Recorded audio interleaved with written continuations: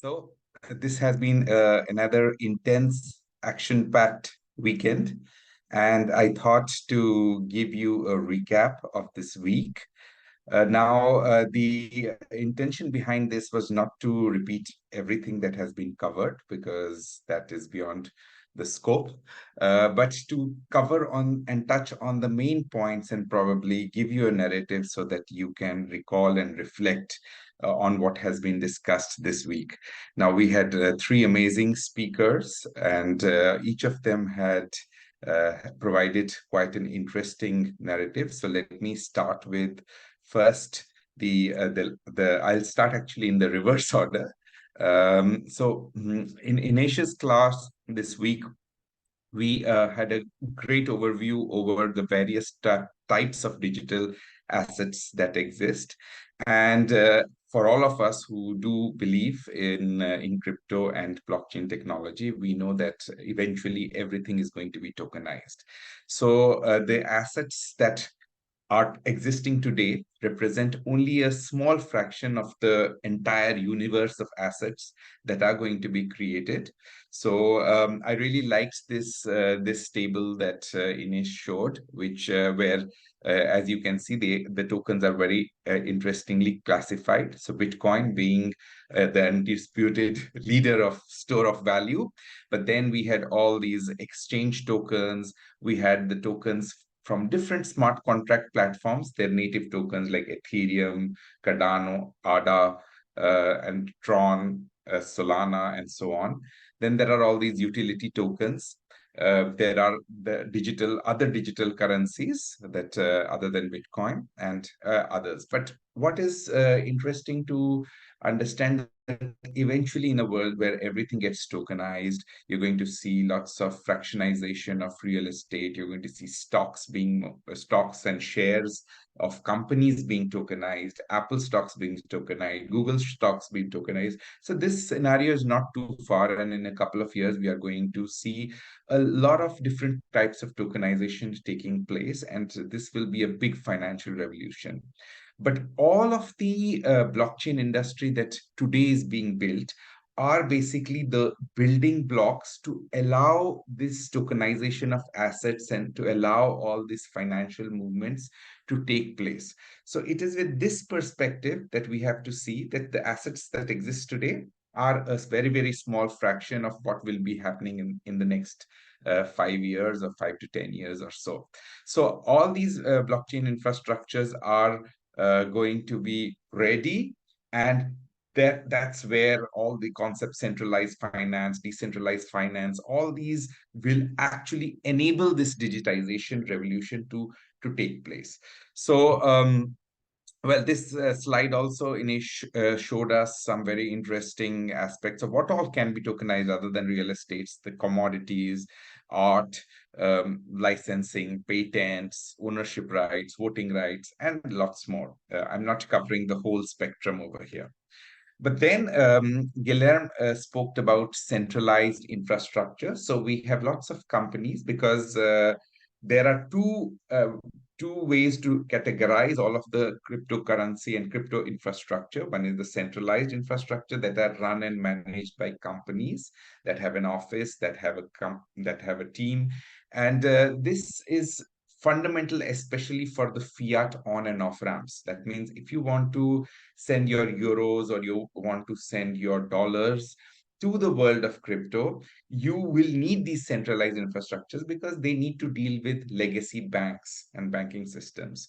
So, but even otherwise, it's not that decentralized infrastructure or decentralized exchanges or decentralized codes can solve all of the problems. We will still need centralized infrastructures. So let's look at the most fundamental of them are the exchanges, lending platforms, trading platforms, custody providers, and so on. So one of the leading lending platforms that actually there you can take crypto collateralized loan is the Nexo platform, which which has been one of the few centralized crypto lending platforms that didn't collapse, didn't get bankrupt. So they must be doing something right there. And then we talk about exchanges. So here, Guilherme already mentioned the major exchanges: Coinbase, Kraken, Binance, Crypto.com, KuCoin. So these are all very important exchanges. Kraken is one of my favorite. I mean, I use it a lot, Kraken and Binance, but all of them are quite reputed exchanges. So those of you who want to go and buy your first crypto, definitely these are the exchanges that would be very much that I would recommend. Now, a bit about how these exchanges work. So the way a centralized exchange works is very similar to how a stock market works today in the legacy world. So whether it's New York Stock Exchange or any stock exchange where the stocks of companies or shares of companies are traded. So what is very important for you to understand is the concept of the order book. So how because when trades need to happen, you have buyers deciding on which are the prices that they want to buy. So here, if you can see, this is a typical order book. This is between two pairs, Bitcoin and USDT. So the USDT is the stable coin or tethered to the US dollar.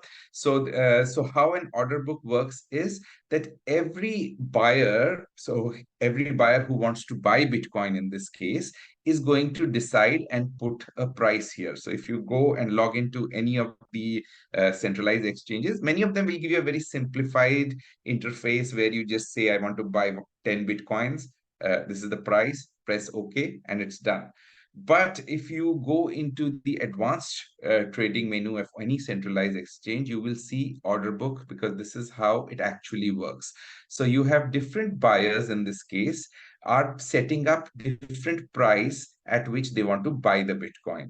So in this case, you can see somebody has put the price 6,230, then 6,229, and you can see it's completely ordered. So the buyers are at the green at the bottom, and the sellers are here on the magenta color. So buyers are putting their price, and the sellers are putting their price at the same time. So obviously, the sellers of Bitcoin want to have more, want to receive more for their Bitcoin. So that's why you can see that the price that sellers have put for Bitcoin is higher, and the price that buyers are putting are lower. So buyers are wanting to get as cheap as possible. So somewhere in between the prices. So these prices are actually dynamically being chosen by or being put on the platform by different buyers and sellers. Now, when will the match happen? So the match can happen in two ways. As you can see, the price of that the sellers are willing to sell that Bitcoin for is closest at the bottom to the price that a buyer is willing to pay. So the highest price that a buyer is willing to pay, and the lowest price that a seller is willing to sell at, that is basically called the spread, the difference between those two prices. Now, if your exchange has a lot of liquidity, which means it has a lot of buyers and sellers selling, that difference will be very small. Now, if I as a trader, I want to come and buy a Bitcoin, I have two options. I can make two types of orders here. Either I can make a market order. So what does a market order mean? When I'm making an order, if I select I want to buy one Bitcoin, market order, I don't care what the price is. Immediately, the moment I press the button, whatever is the cheapest Bitcoin that these sellers are willing to sell at, all of that I will buy at an instant. Okay. But maybe if I'm more patient, I don't want to pay a higher price. I want to be able to buy maybe at a little bit cheaper price. What I will do is that I will put a limit order. A limit order is something that I might put here along with the others in the green over here at this part. So I might put a lower price, and then I will specify how many Bitcoins do I want to buy, and I will wait. I will wait for a seller who is probably more impatient or who wants to make a market order. He if he's wants to sell, then he will simply click on the price that I have offered, and immediately the trade is being made. So every centralized exchange basically follows this order book, where buyers put their price, sellers put their price, and uh, and time to time, when the negotiation is right, that then the market price is discovered. So this is constantly changing, and you can, as you can see in the second graph here, this price is going down and up and up and down. So this is the last traded price. This price that is shown in this graph is when the last trade happened, at what price did it happen. So as you can see, a centralized order book based exchange provides a lot of dynamism because buyers and sellers are literally negotiating and dynamically adjusting their prices. Okay.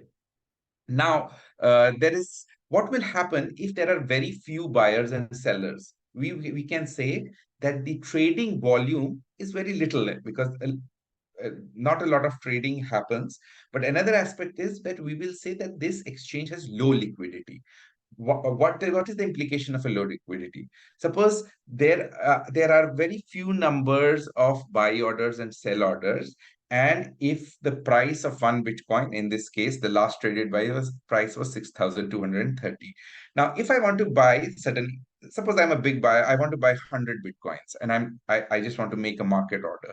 If I go and make a market order, and there is very little liquidity, what will happen is that I cannot get Bitcoins at this price because I'll have to buy the entire uh, order book. So my actually purchase price of Bitcoin will become much expensive. Maybe instead of 6,230, the price that I will get may be up to 7,000 Bitcoins. That means it's a very illiquid exchange. So that's why for an exchange to be liquid, you need to have what is known as liquidity providers.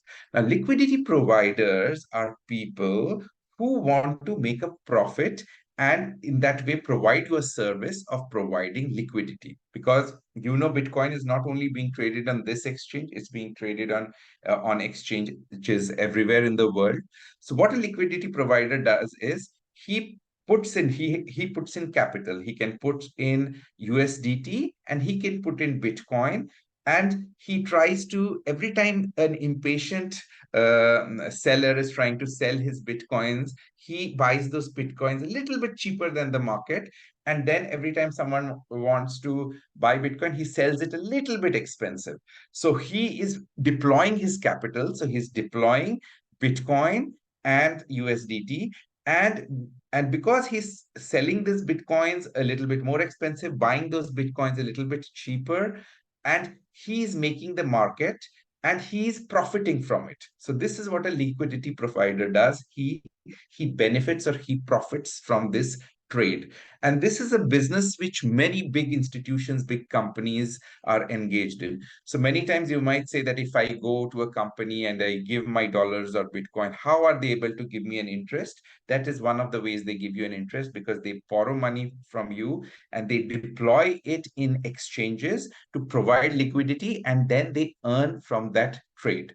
Another way, another concept here is that these companies can companies or individuals can make profit is through arbitrage. So suppose the price is at one exchange is different. It's Bitcoin is more cheaply available than another exchange. They will buy from one exchange, send the Bitcoins to the other exchange, sell it there.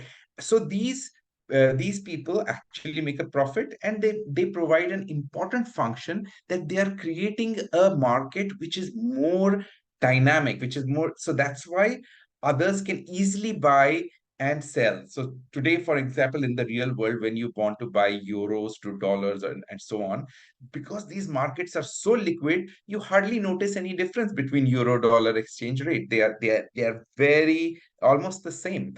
So that's why if we want the cryptocurrencies to grow, these liquidity providers and people who take benefit of arbitrage opportunities, they provide a very, very important function. Now, like there are lots of centralized exchanges all around the world, there is also decentralized exchanges which came later as smart contract capabilities developed on blockchains. So the idea was that why you would want to, because the problem with the centralized exchange is that you need to send your bitcoins there, you need to send your crypto there, and then you don't own the private keys of your coins. So you are then dependent on the exchange. And if malicious exchange like FTX, it collapsed just 2 years ago. So if an exchange is actually cheating and not keep having enough assets, then you might even lose your money. So that's why the concept of decentralized exchange came. And another important aspect of decentralized exchange was that anyone, if any project creates its token, it can immediately go and list their tokens in these decentralized exchanges. They don't need to wait for a centralized exchange to host them. So, but what is the problem in a decentralized exchange? Now, in a centralized exchange, you see how order books work. Buyers and sellers are constantly setting their price. But in a decentralized exchange, because still now all the decentralized exchanges are built on blockchains and on smart contracts, and you need to pay fees for the blockchain, because the blockchain can have only a small amount of data stored in them. So if you implement an order book system, like in the case of a centralized exchange, every time a buyer is wanting to put a price, a seller is trying to put his price, a buyer is changing his price, all of that data would need operations in the blockchain. And the blockchains are, and many of them, especially blockchains like Ethereum, are not cheap. So so it can become very expensive. It can be a slow process. It can be cumbersome, because everything means you need to deploy a smart contract and make a transaction on the blockchain, and it would be expensive. So that's why this kind of a order book system is only suitable for a centralized exchange, because you are not actually doing anything on the blockchain. It was so then this concept of a liquidity pool, um, and an automated market maker. This concept was invented, and decentralized exchanges started to be created. So the first big decentralized exchange was Uniswap, actually. So let me try to explain you how a liquidity pool works here. So now, in a decentralized exchanges, you don't have buyers and sellers putting their price. You don't have them deciding, I want to sell at this price and I want to buy at this price. So the way it works is, so let's give an example. So I'm just using here the same example as Pedro had given. So here, suppose I'm creating a new token, that is the Ohm token.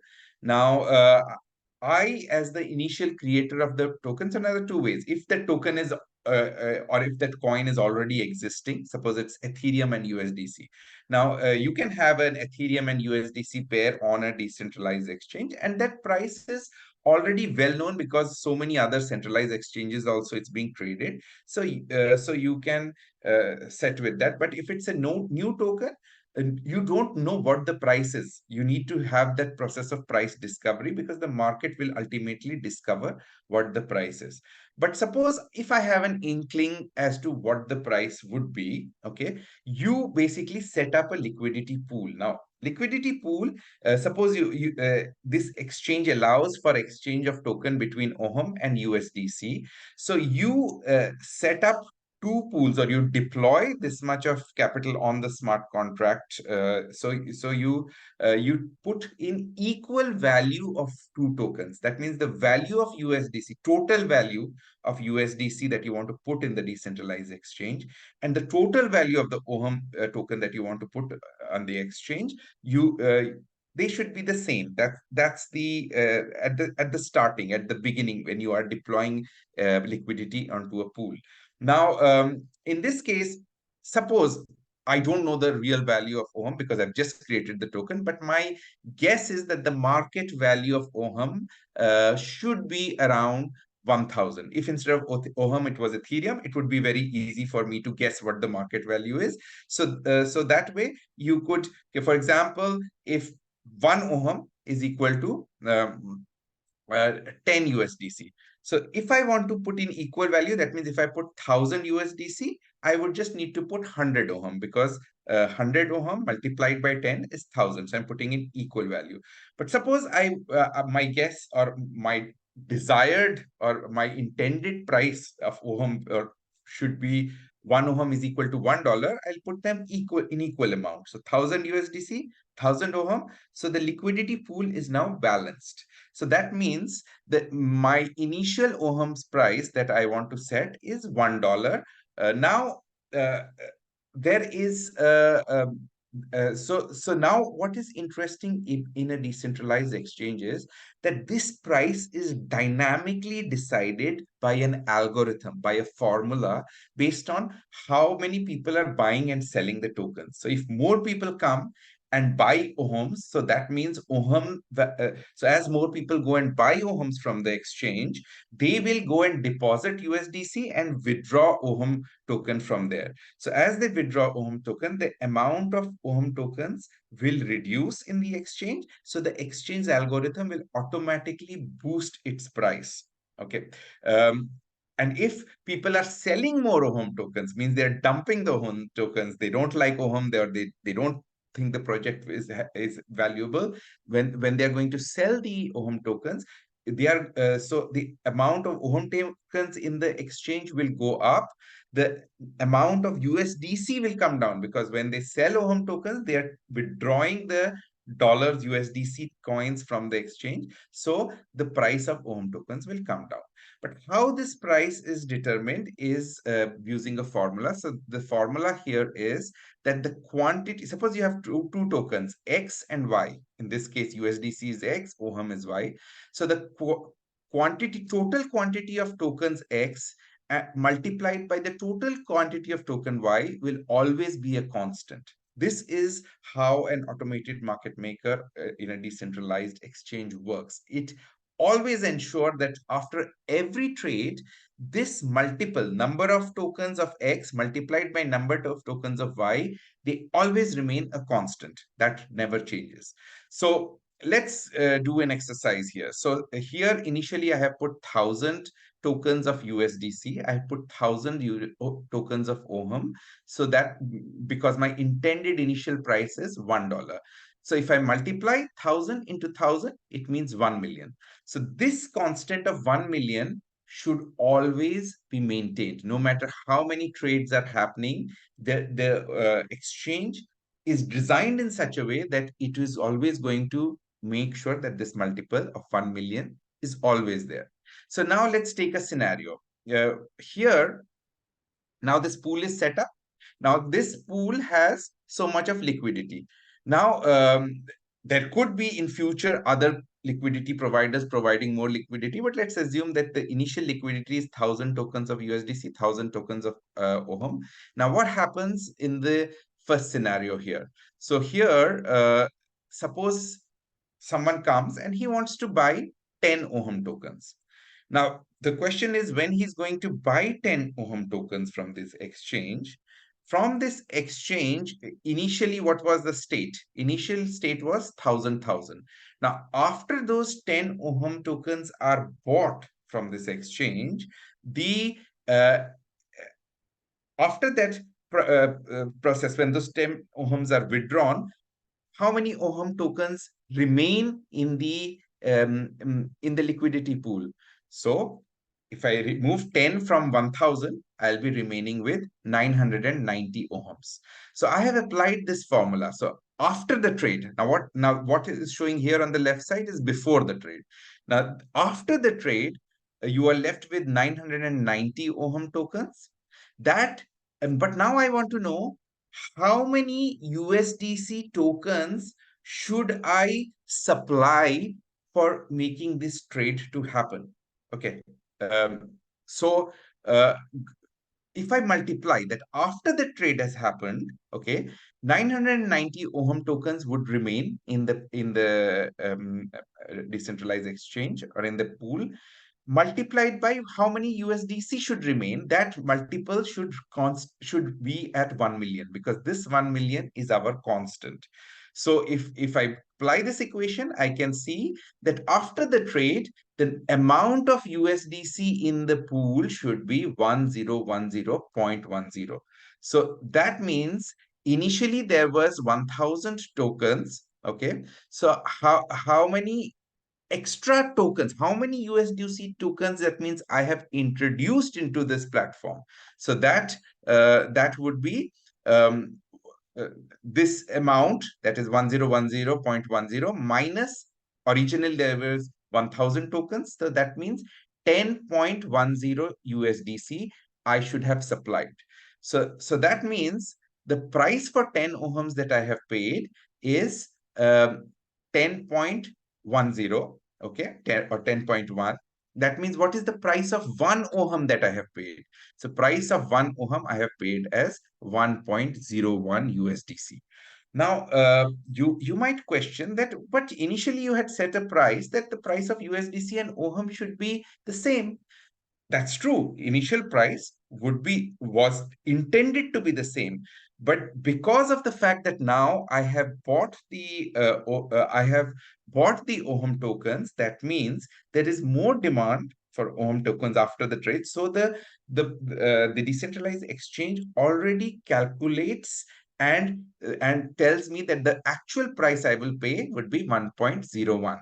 So this extra value, so I'm actually paying more than the original price. This is known as slippage. This is because I am paying more than what the original price of it is.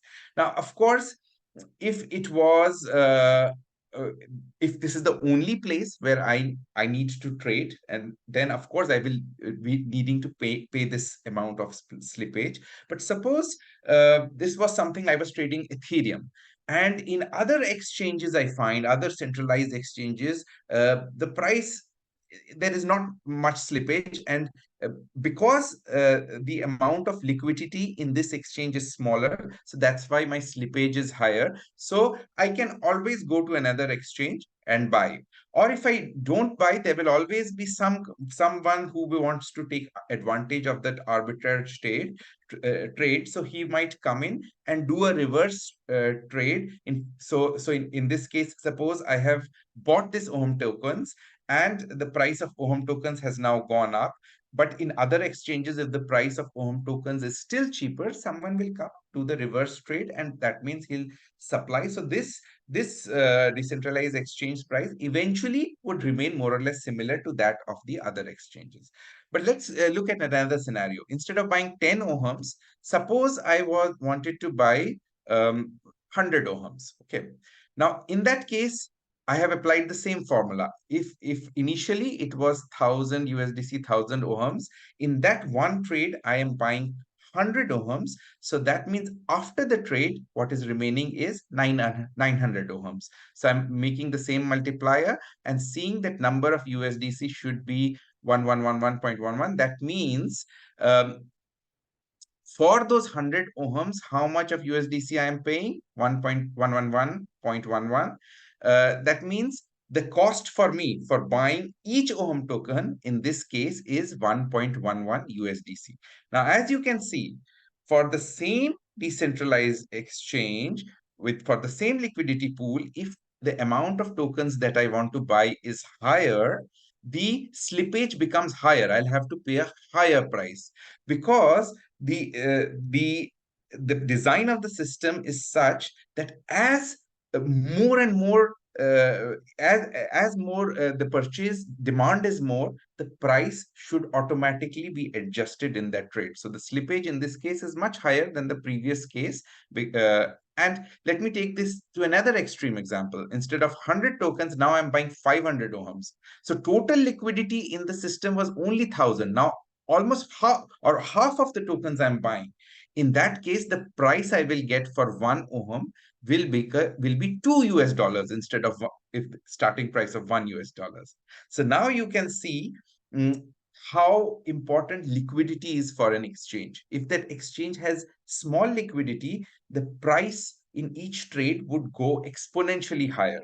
Okay, as I start buying more and more, it would become very, very expensive.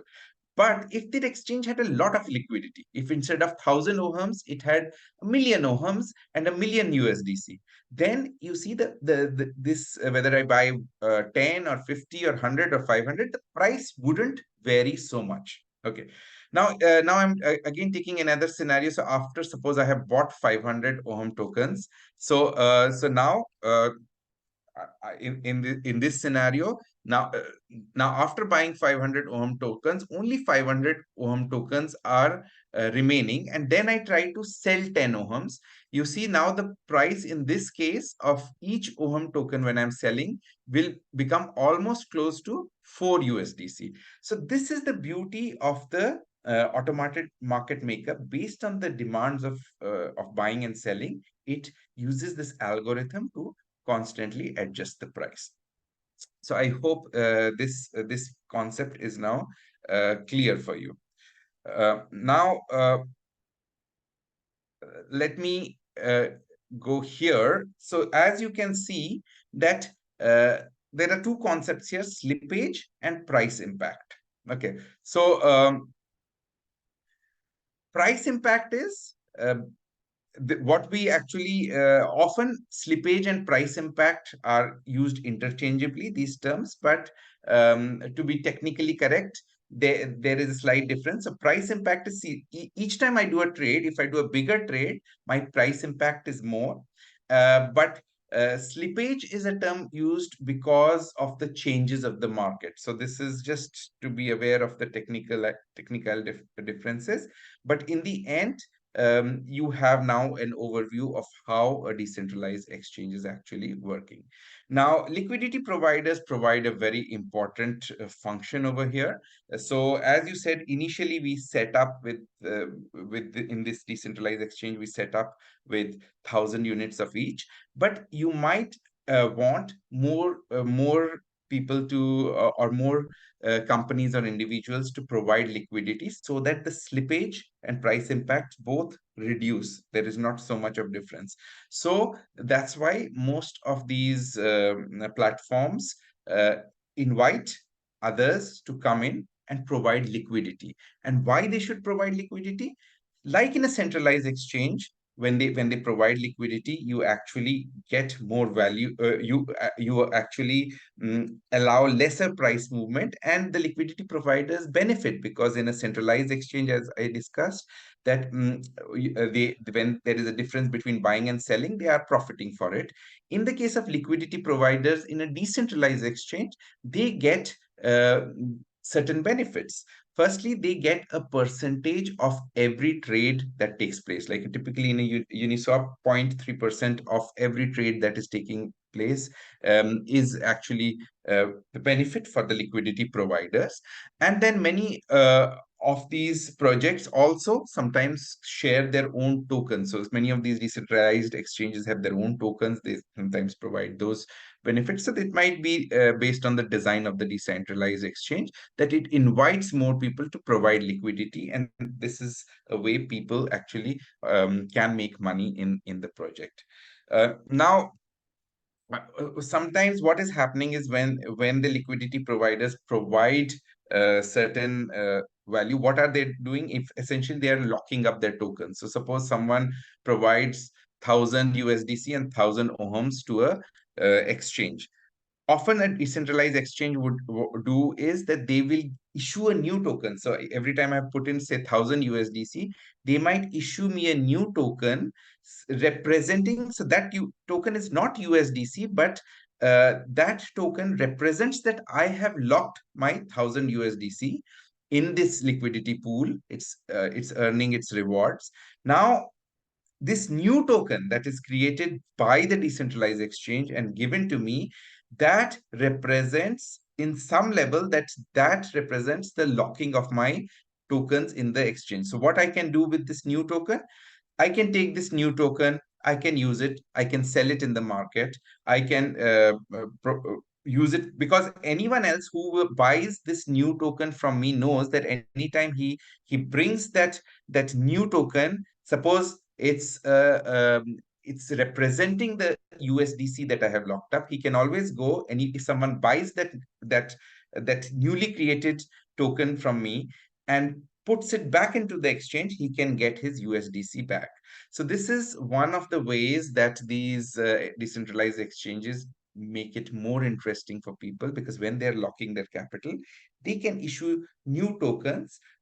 Now, all of that is backed by the smart contract, so the market might consider them valuable, and you could use those new tokens for either earning in more interest, or for some other purposes. So this is how this functions. Okay.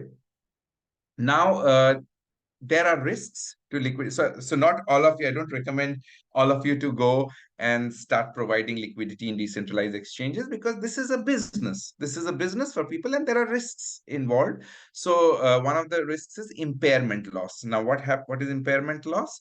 It means that if there is a change in the price of the token for which you are providing a liquidity, now that whether so the change can be in two sides.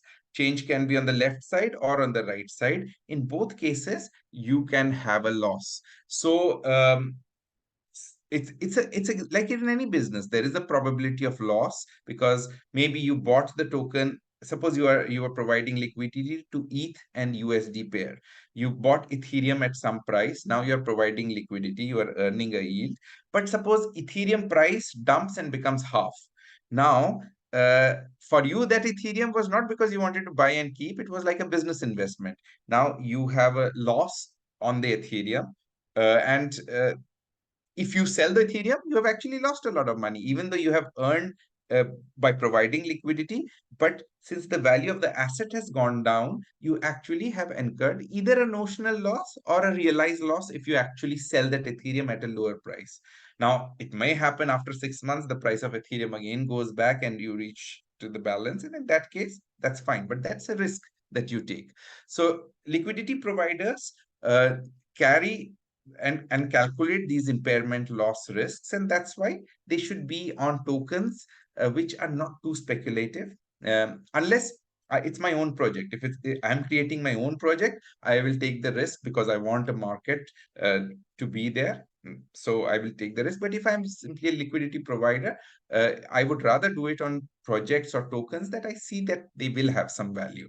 Now, there are also certain other kinds of exchanges, like a Curve is one exchange that are focused only on tokens which are stable coins. Now, so these are so this is one example of an exchange here. And let me go further on. uh, Aggregators. So what are aggregators? Aggregators are here, for example, 1inch.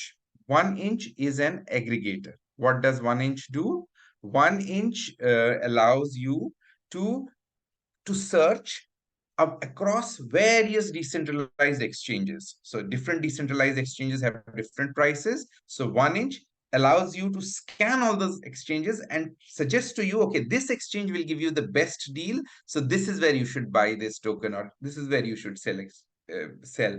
So all of these are different participants that make the ecosystem more interesting, so that as more and more tokens get created, as more and more assets get created in the decentralized world, you can start doing the trading with little slippage, with little volatility, because you will have lots of market makers and all these aggregators and others. So these are all playing a different role.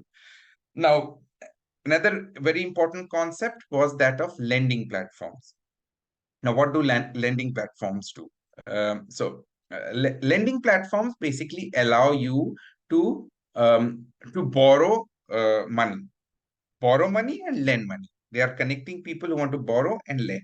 So suppose here, probably this is me. Okay, smiley face. So this is me, and I want to borrow $1,000. And Aave is a very important lending platform. So this is an example with Aave. So suppose I have one Ethereum. One Ethereum's price is say 2,000. I'm just hypothetically telling you. Suppose its price is $2,000.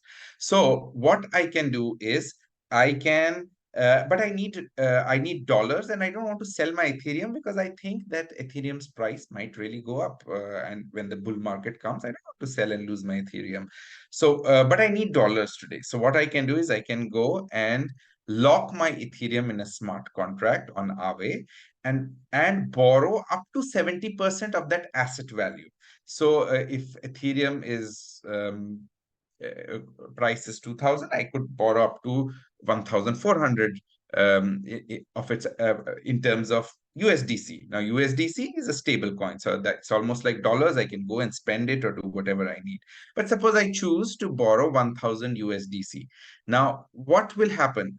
It's again a decentralized protocol. I go and lock my one Ethereum. My one Ethereum gets locked in a smart contract on Aave protocol. Now the protocol gives me 1000 USDC. How is the protocol giving me 1000 USDC? Because there is someone else on the other side of the trade who has actually lent those 1000 USDC. So I have to now uh, when I pay these 1000 USDC back, I have to pay it with an interest. Okay, because I am paying an interest to the protocol, and when those USDC are returned back to the lender, the way it will be lent back is he will earn some percentage of that interest that I have paid to the protocol. So the protocol always will be in slight profit, and that's how the protocol is designed to function. Now, another interesting thing that happens is that when I lock in my one ETH as a collateral, now this ETH is a collateral. Suppose there is now the price of ETH falls down because of some bear market, some bad news, something happens. Price of these assets keep changing. Now I have borrowed 1000 USDC. Okay, but the value of ETH that I have provided is 2000, right? So I am safe. If the price from 2000 even calls down to 1800, I am safe because I need to have up at least I can borrow only up to 70% of the value of my assets. Now, suppose the market falls down very fast and the Ethereum. Now, why am I putting this Ethereum? This is a collateral. That means if tomorrow I am not able to repay back my loan, they have my Ethereum. So the protocol will sell the Ethereum, buy USDC in the market, and return the lender the 1000 USDC that he has lent. Okay, this is to protect the lender. So that's why there's no risk for the lender in this protocol. Now, what happens if the price of ETH starts falling down? Okay.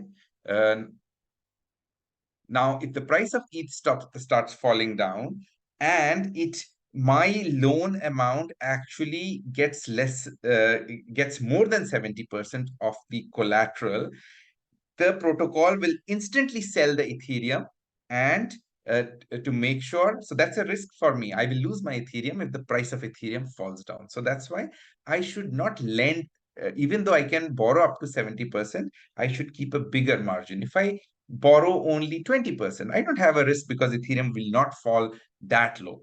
Okay, so I can safely borrow. So this is something to keep in mind. Now, another interesting thing is that if I lock in ETH, the Aave, now Aave has that locked ETH in there. So Aave can give me or create another token called AETH. AETH, we can call it Aave ETH. It's not the real ETH. It's not the real Ethereum. But this token represents that I have my Ethereum locked in the smart contract. And now I can take this AETH and I can go and lend it to someone. Borrow. Why would someone take this ETH from me? Because he knows that this ETH is the key to unlock my locked ETH.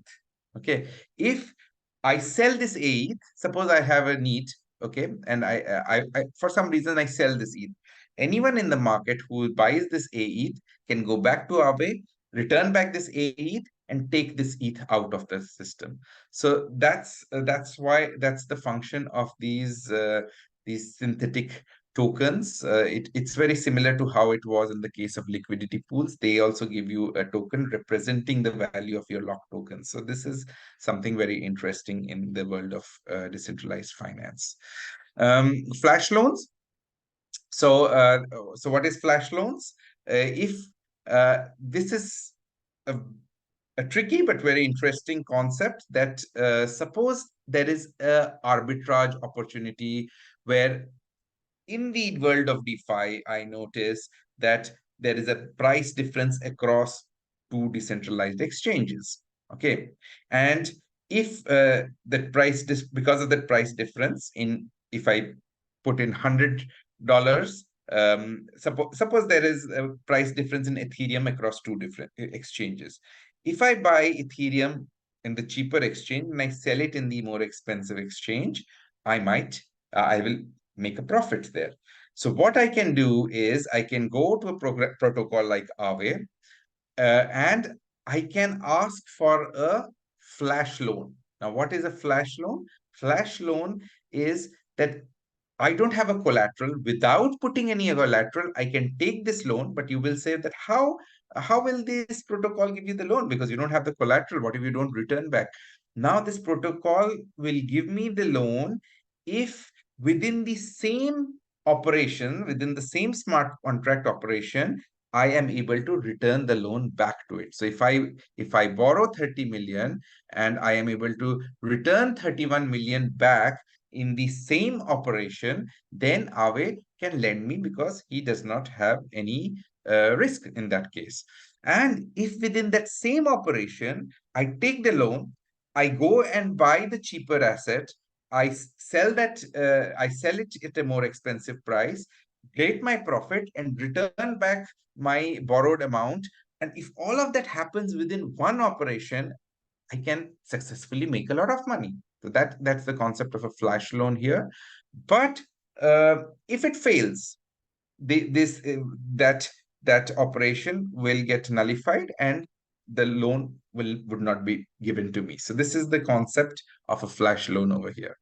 Now, then we had already discussed staking. We had already discussed how in the case of proof of stake networks like Ethereum, you can lock your Ethereums, and you can when you lock your Ethereums on the protocol itself, you need to have 32 Ethereums for locking. Then you can run a staking node, and that allows you to create new blocks on the network, and because of which you are given certain rewards on the network. Now, there are staking pools or LSD stands for liquid staking derivatives or tokens. So what happens is there are certain platforms like Lido Finance. What they tell you is that here you deposit your Ethereum with us. We are going to stake on your behalf. So it's not a decentralized system. So you are of course having that risk over here. But what Lido says is you give your ETH to them. They are going to mint a new token called ST-ETH. ST-ETH represents that you have given your ETH to Lido, and Lido will stake on your behalf. They will earn the rewards and interests. They will be paying those part of those rewards to you.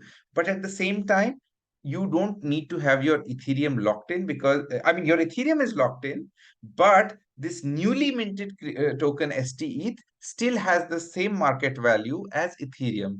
And why this has the same market value or very similar market value is because anyone who can return back the ST-ETH, Lido Finance, then releases the Ethereum to you. So this is one way that you can actually stake your token, but at the same time have another token which will have a similar value, while at the same time you're earning staking rewards. And that's why Lido Finance became so popular. But it's a risk. It's because the whole purpose of decentralization, and this is one of my main criticisms of proof of stake on Ethereum, is that with this such platforms can attain a lot of market cap. They are taking the tokens from the market, and then they are running those pools, and there could be centralized points of failures. So that's one of my criticism over here. But that's why Eigenlayer is one of the protocols on the Ethereum blockchain that the intention of that is it's not yet implementing, but the intention here is that this staking, instead of Lido Finance doing it, maybe Ethereum itself can do that. That if you lock your token, Ethereum can give you another token in return for that. So with this, we have covered an overview of what all was explained here. Of course, there are a lot of concepts in decentralized finance, and this will keep on evolving. But the intention here was just to give a rough overview of some of the main topics that was covered here. So thank you.